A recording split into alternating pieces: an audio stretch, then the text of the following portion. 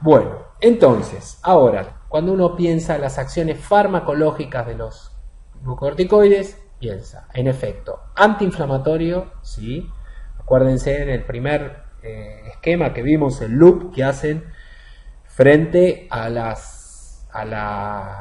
inhibición de la liberación o secreción de las interleuquinas proinflamatorias, ¿sí?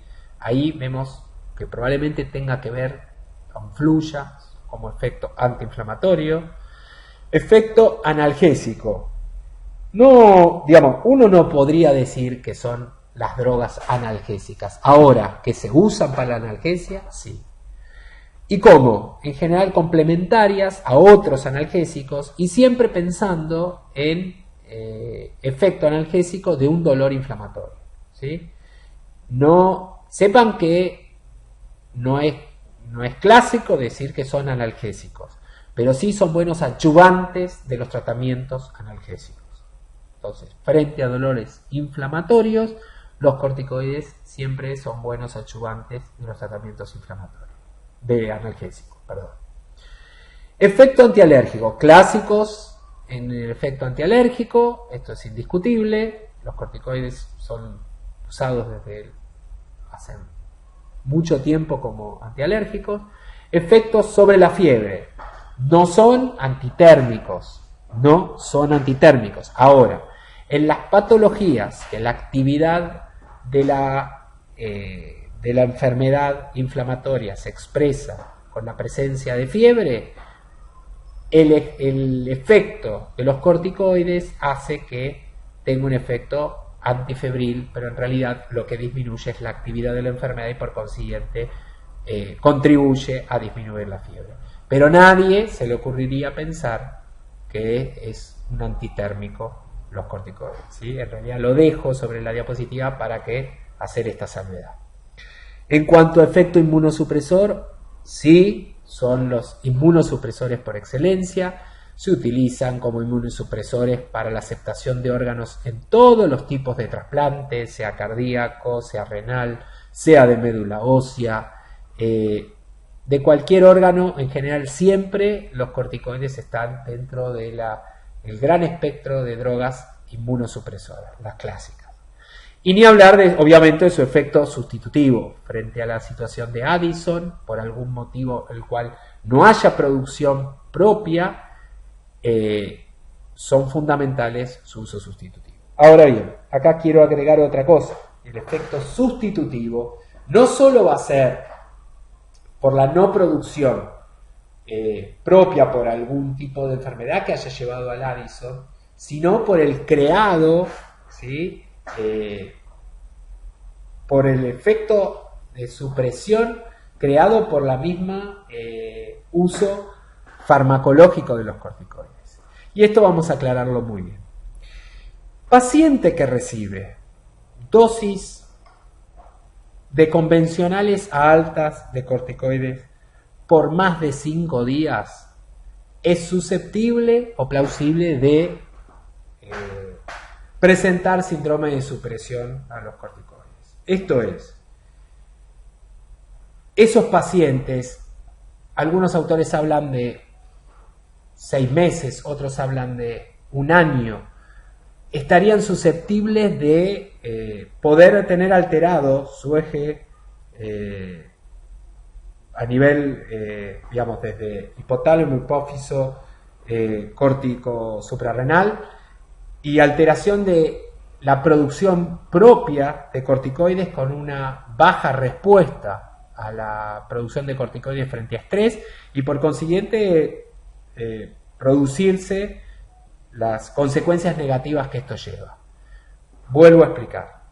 Si un paciente recibió más de 5 días en dosis de convencionales altas de corticoides, debe hacer un descenso paulatino. Y si no lo hizo, que también puede ser, algunos hablan a partir de 7, 10 días, esto es variable, piensen que es medicina y que hay variabilidad interindividual. Pero si el paciente recibió seguro más de 10 días de corticoides seguidos, esos pacientes deberían hacer un descenso paulatino o por lo menos tener un esquema, una consulta para estar alertados frente a situaciones de estrés que tengan en el próximo año de su vida, por fallas en la producción propia de corticoides y la posibilidad de suplementación sustitutiva de los corticoides. Esto es un paciente que llega frente a una situación, no sé, por decir, vamos a un ejemplo, llega a la guardia un paciente que sufrió un choque automovilístico, esto es algo frecuente, eso es una situación de estrés, paciente inconsciente, y uno encuentra estrías, ¿sí?, compatibles con las estrías posibles por un cuadro de Cushing, ya sea por producción propia o por uso de corticoides prolongado, ¿sí? Y ese paciente, frente a esa situación de estrés, sería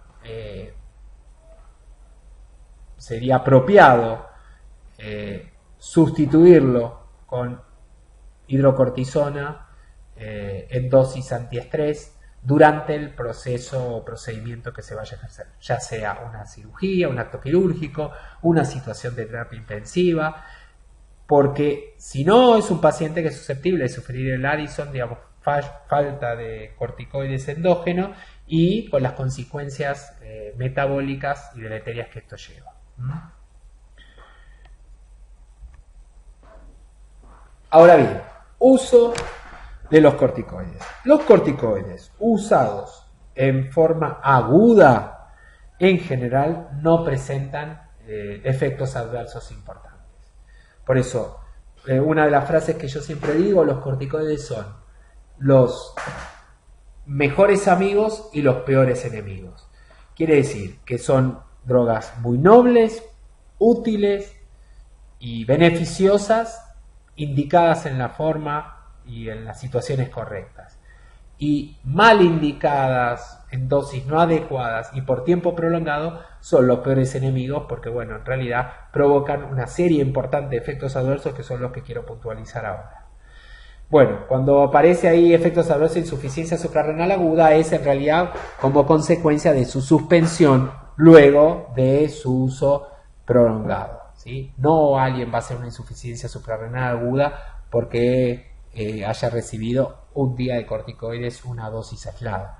Pero sepan que cuando nosotros vimos en la primer diapositiva de todas que veíamos que la producción diaria es más o menos aproximadamente de cortisol unos 10 miligramos día, sepan que un paciente que llega, supongamos, a la guardia por una crisis de dificultad respiratoria, ya sea por un cuadro alérgico, ya sea por una crisis importante de asma, en general muchas veces se lo medica con una dosis que puede rondar en el caso de los pediátricos unos 5 miligramos kilo, y en el caso de adultos en general muchos de estos pacientes reciben directamente muchas veces 500 miligramos de hidrocortisona. Yo acá no estoy categorizando si eso está bien o está mal, yo digo que es algo que es usual, y en los chicos que reciban 5 miligramos kilo dosis también es algo que uno lo puede ver usualmente frente a crisis de dificultad respiratoria.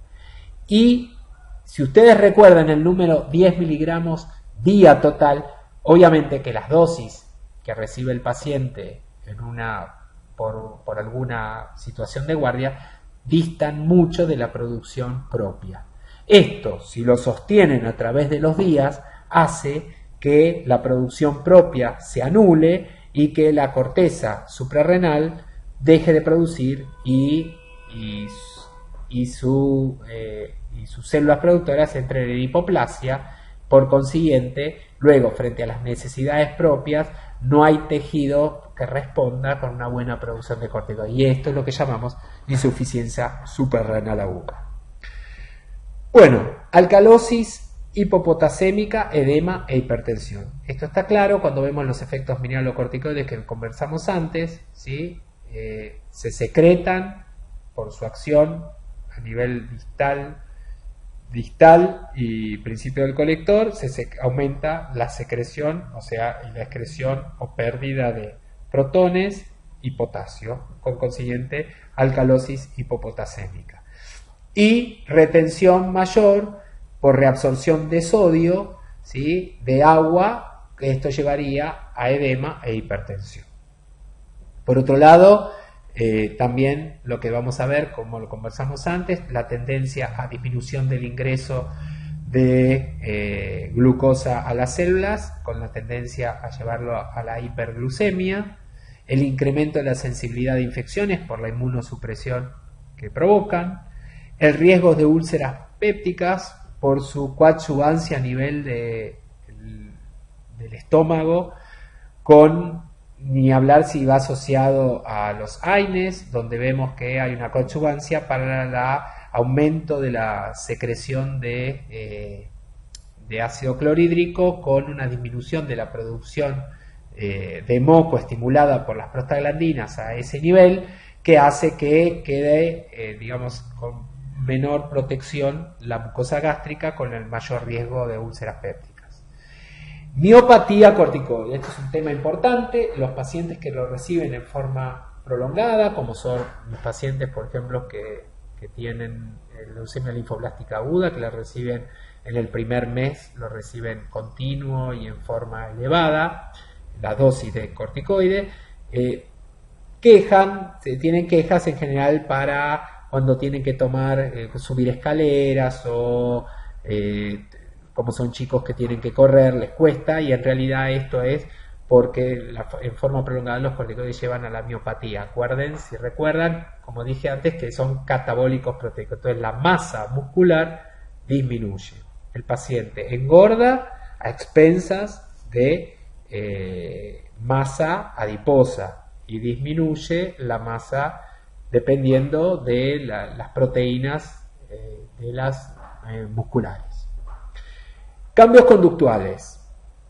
Bueno, está descrita la psicosis corticoidea, así que es una de las en general esto se ve como cambios a largo plazo de su uso, y bueno, y en algunas entidades donde los corticoides se usan en forma crónica, como el mismo ejemplo que yo había dicho hace un ratito, acerca del lupus eritematoso sistémico. Piensen que pacientes que reciben corticoides por larga data por su lupus tienen posibilidades de hacer psicosis corticoidea, o sea, por efecto adverso de la medicación, y a su vez podrían tener cambios conductuales por psicosis a punto de partir de la enfermedad de base lupus o psicosis lúpica.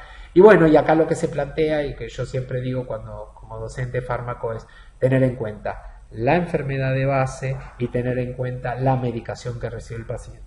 Entonces recuerden la posibilidad de los cambios conductuales a expensas de los corticoides, pero siempre larga data, ¿sí? Esto también lo veo frecuentemente en los pacientes que reciben dexametasona en distintos periodos del tratamiento de la leucemia linfoblástica aguda, sobre todo con dexametasona. Tienen cambios conductuales, son drogas que provocan, son orexígenas, porque los pacientes tienen hambre voraz en general, y particularmente tienen estos cambios cuando reciben la dexametasona, que luego revierte cuando se discontinúa su uso. O sea que en estos casos serían cambios que se observan en forma temporaria. Cataratas. La catarata subcapsular es característico de efecto adverso de los corticoides también usados por tiempo prolongado, así que estos pacientes deben tener consultas oftalmológicas para corroborar esto.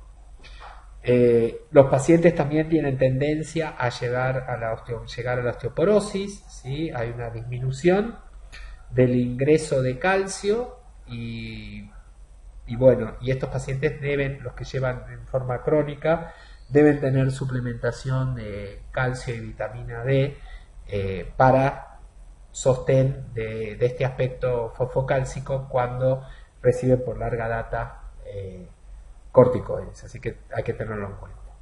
También como efecto adverso se ve en los pacientes osteonecrosis, ¿sí?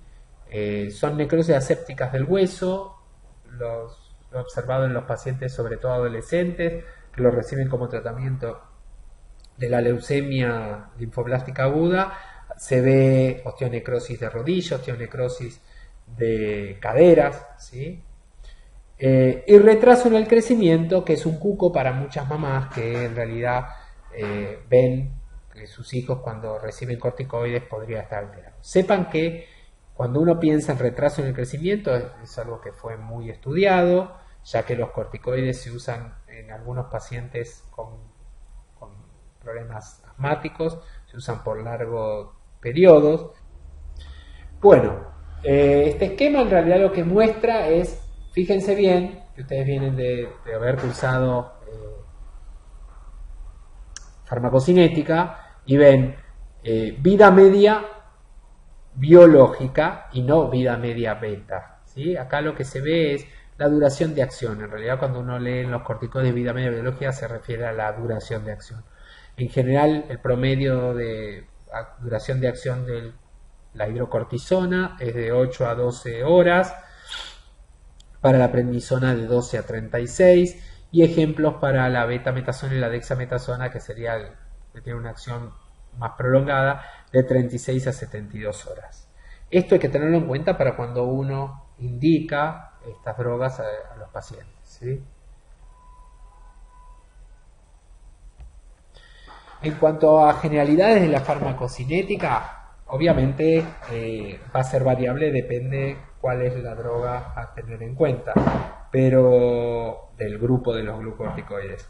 Pero en general sepan que como son esteroides, pasan bien las distintas membranas, se pueden recibir por vía oral y tienen buena biodisponibilidad, por vía intravenosa, por vía subcutánea, por aerolización. Bueno, varias son las opciones intramusculares, estrategias de ingreso de los colirios, ¿sí? Y por todas van a tener buen pasaje de membranas y acceso al lugar blanco que uno esté buscando. Viajan unidas a proteínas. Sepan que obviamente transcortina o la GBC o CBG, como la quieran llamar, es la específica, pero también viajan por unidad a la albúmina, sufren biotransformación hepática, algunas son prodrogas y